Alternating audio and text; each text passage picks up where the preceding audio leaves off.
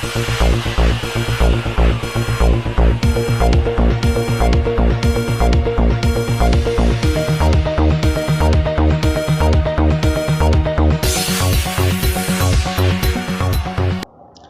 to the Ports and Shipping News from Visakhapatnam. Tankers. What will they carry from 2040 onwards? A global push towards renewable energy away from fossil fuels is already accelerating. As the world is edging towards a net zero emission future, how close is this future, and more specifically, if it is achieved, will tanker become obsolete in few years' time, or this will still generate a worthy of trading? In latest report, shipbroker Gibson said that last month the International Energy Agency released its Net Zero 2050 report, outlining the actions that are needed to achieve the net zero emission globally by 2050. To reach this, the International Energy Agency called for a new oil and gas development for this year onwards.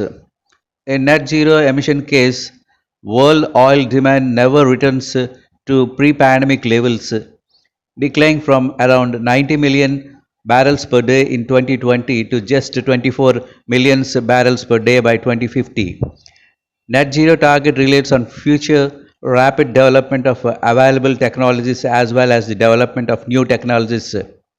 In 2050, almost half of the emission reductions come from technologies that currently are at the demonstration or prototype stage. According to Gibson, in detail, the roadmap plan to net zero emission includes solar and wind power capacities addition of 1020 gigawatts a year by 2030, or four times the record level achieved last year.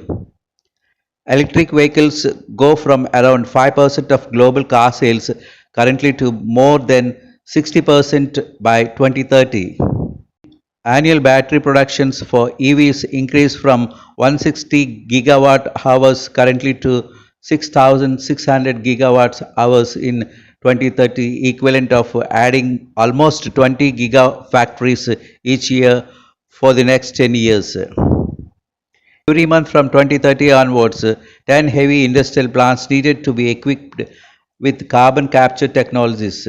3 new hydrogen-based industrial plants need to be built, and 2 gigawatts of electrolyzers capacity needs to be added to at industrial sites.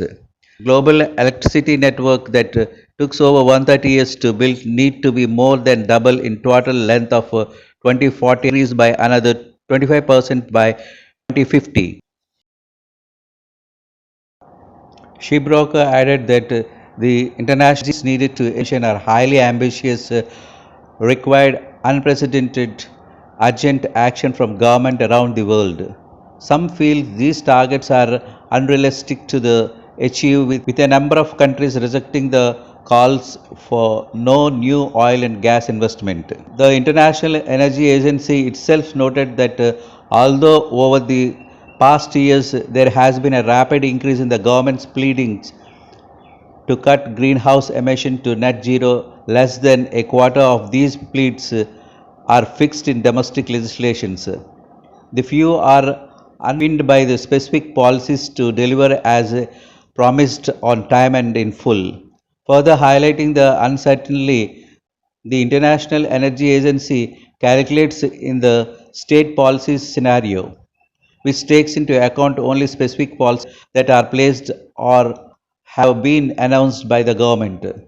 The oil consumption in 2050 is 15% higher than in 2020. In the announced pledge case, which assumes that all announced national net zero pledges are achieved in full and in time, oil demand does not return to its peak in 2019.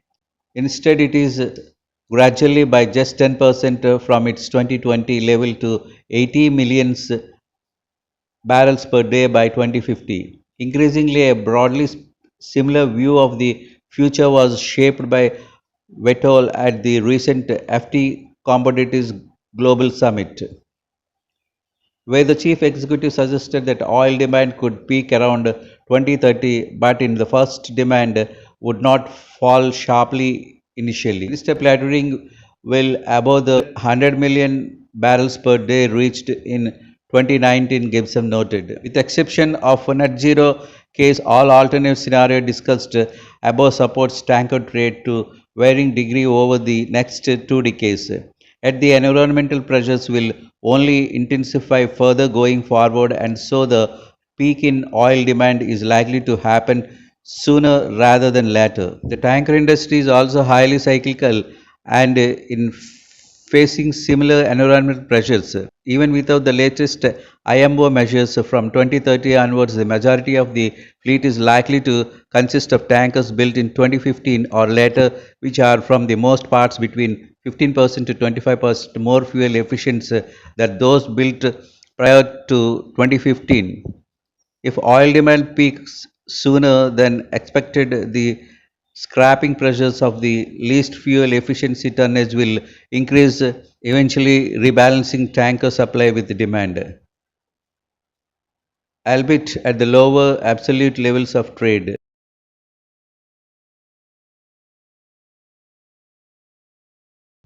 Thank you for watching. Have a nice day.